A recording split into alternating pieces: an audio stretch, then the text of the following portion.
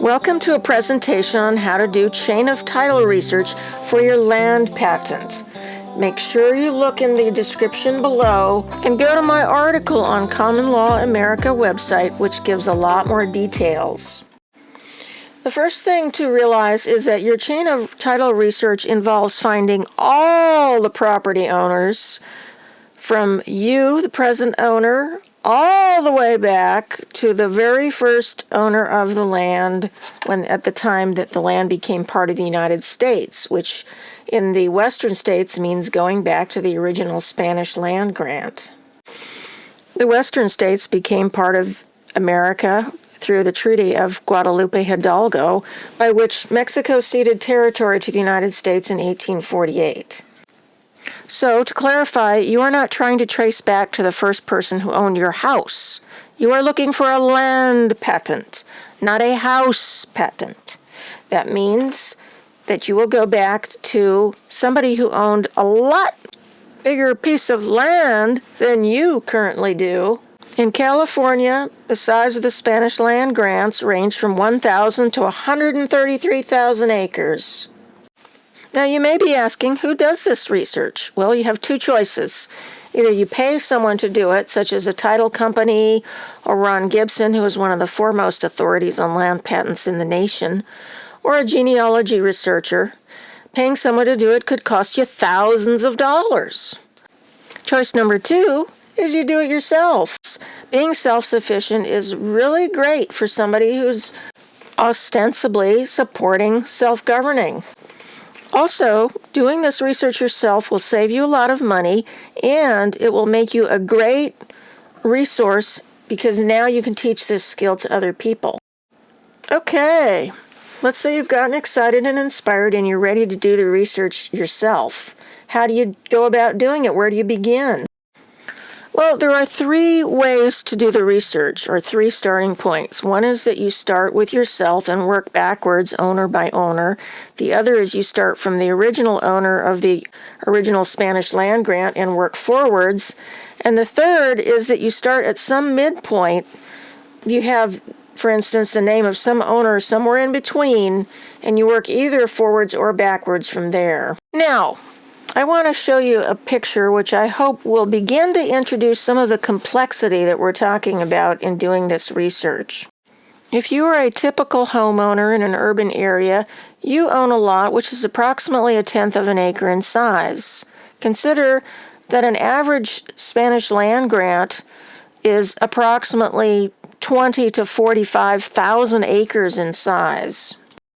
This means that if that original land grant were divided into lots of the same size as you have, that one original owner would translate to approximately 448,000 owners in the case of a 44,800 acre original land grant. So where do you begin? Well, you want to find the original Spanish land grant for your area, which usually is not too difficult because it's quite historical. There will be information about this in your local library. The city has information about it. You may have streets and parks and homesteads, historical locations named after this person or these people.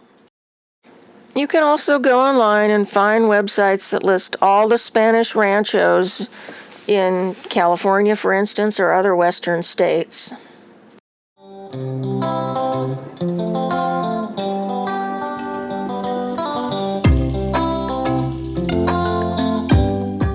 You can also search for Spanish land grants and land patents in your area by going to the Bureau of Land Management website and doing a search on there. Once you find the land patent for the area where your own home or land is located, you'll want to buy 3 certified embossed copies of that original land patent from the Bureau of Land Management, which you'll use later in your process. The other point where you're going to begin is you're going to start with your own deed to your house property and work backward through the person who sold you the property, and then you're going to find the person who sold that person the property and keep going backwards and further back. Now, where you will do this is primarily in your county recorder's office, though you may also make use of your local library history room, which has maps. You may make use of searches from old newspapers. The library can help you with that. You may also do online searches and perhaps genealogy searches. So, let's start now at the county recorder's office. I just want to caution you with something that Ron Gibson has also said. When you are doing your research, do not tell the Bureau of Land Management or the county recorder or the library or anybody else that you are trying to get your own land patent. The de facto folks do not want us to know how to empower ourselves, so they won't necessarily like that. You just say that you're doing some historical research and you want to write a book or something like that. Now, because of the weird times that we're in, you may need to make an appointment to go to your recorder's office. Get in there, it's going to look like this. There's a bunch of cubicles with computer terminals and also stations where you can look at old microfiche rolls.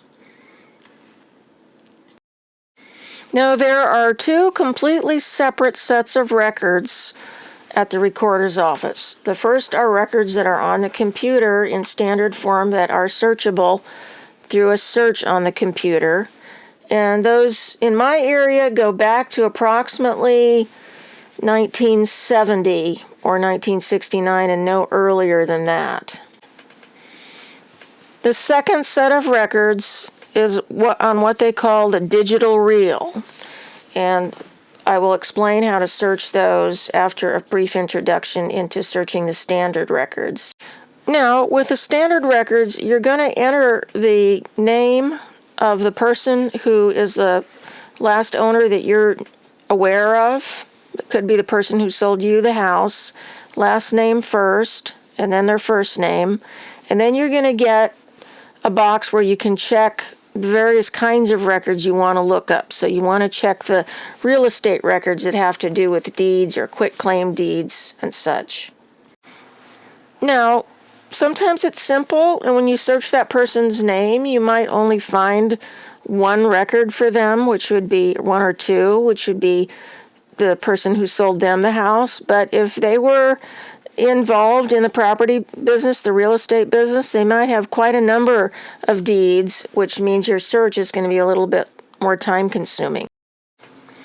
You're going to have to scroll through these, and you might have to check every one and see which is the one that deals with a particular property that is your property with the same APN number and the same legal property description. Unfortunately, the street address may not be in the record, and you cannot do a search by street address as far as I could see in my county. Something to mention here is that while the searches that you can do on the computer, the computerized searches that you can do will be probably pretty similar from state to state and county to county. But the older records, the digital reels, those might be quite different in how they're stored from one county to another. So you're really going to have to learn your own system just by experimenting and practice and trial and error. So for the digital reel, you may need to ask the attendant how to get on there. Once you get on, you're going to find that there are several different sections.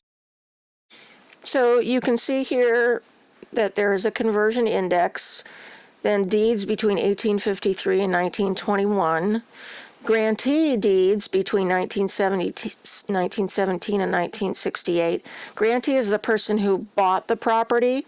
Grantor, 1968, is the person who sold the property. Then there's an index to deeds. Then there is, and that index goes between 1853 and 1917. Then there is official records by book and by reel for certain years. So you will just have to look into these things and poke around. My general advice when you don't know what to do is very simple. It's click on shit. click on shit, meaning click here, click there, try this, try that, and eventually you're gonna find what you want. It may take a while, but clicking around, you're gonna find stuff. So I clicked on official records by real, and then I clicked on the year 1970, and then I got all these books for 1970, and I am looking at where that leads, and it takes me to individual grant deeds. So I can tell that if I'm having to search one deed at a time to find something within an entire year, this is going to take a long time. Now I go back to the index to deeds, and let's say I pick on the year 1899, and what I find is that I'm finding a list of all the deeds that occurred in 1899 in alphabetical groupings. So like all the A's are together, all the H's are together. Let's look up one guy. Let's look up the sale from Mr. Philip Kolb to Mr. Bernal. And it tells us the book and the page that we need to look in, which is book 705 and page 27. Now, it's very common that if you go to exactly that page, you will find that the deed on that page is not the correct deed. In this case, it is Mr. Kolb buying something, but it's from a different person. So you have to look forwards and backwards in order to find the sale from Philip Kolb to Mr. Bernal, which is on page 30. Now, if you want to go to your county recorder's office and start with the original owner of the original Spanish land grant, you're probably going to go to one of the first years that there are any records in existence for, which in my area is 1853 to 1856. And then you're going to find a lot of records for that original owner because it's likely that they sold parts of their land off to many people. Also, these old records, some of them have very bad microfiche copies that are virtually illegible. The writing is faded and it's very hard to read. So I hope you don't have one of those, because I don't know how you're going to uncode that if you can't even read. Now, let's talk about some other places you can get information, because you're going to be doing detective work, basically, and you're going to need to pick up clues from a variety of places. The history room of your local library is a good place to go. They're going to have old maps, which will have the names of people who owned these different parts, these different plots. So you might have somebody who owned, for instance, 10 acres in your neighborhood that included your property. And then they will also have old tax records. So go in there and have the librarian help you find things, and it's a great place to get more clues. Also, as you go back further in time, you're going to be finding historical owners who are somewhat famous people. Maybe they owned large sections of land, maybe they were big bankers and owned lots of properties. You may find information about them online, and you might even get pointed to what land they owned, or even deeds. So that's a good place to search.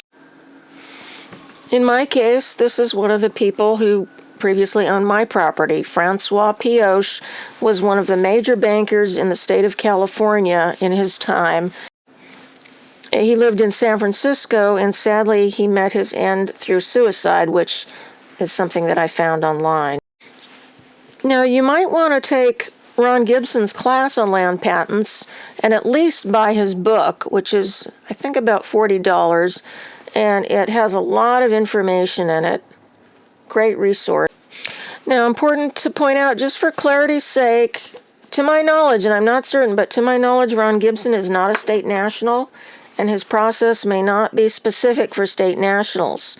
So we may need to adapt it to our own needs. There are the steps that he lists to doing your land patent. And one of the first things that you need to do is a metes and bounds description, which I actually found to be one of the most difficult things to find out how to do. Here's an example of one from somebody else's property. The problem is that this metes and bounds description is not what is commonly used nowadays as the legal description. And so you might have a hard time getting a surveyor who can get this for you. We do in the assembly have some resources for that, though. Here continues the steps of the land patent process. And now finally, I want to show you an example of what a completed chain of title looks like. This is just a portion of an entire chain of title, and it goes from the original land patent up to approximately 1987, and for the most recent people, starting from 1963 to 1987, I removed their last names for privacy purposes. So this is what your chain of title is going to look like. All you need is the names and the years. It's nice if you have the whole date, the month and day, but you really only need the year. Now, after you've finished your chain of title research, you need to get your documents in order, and you need to do some other documents, and that will be the material for another video later on. Thanks for watching.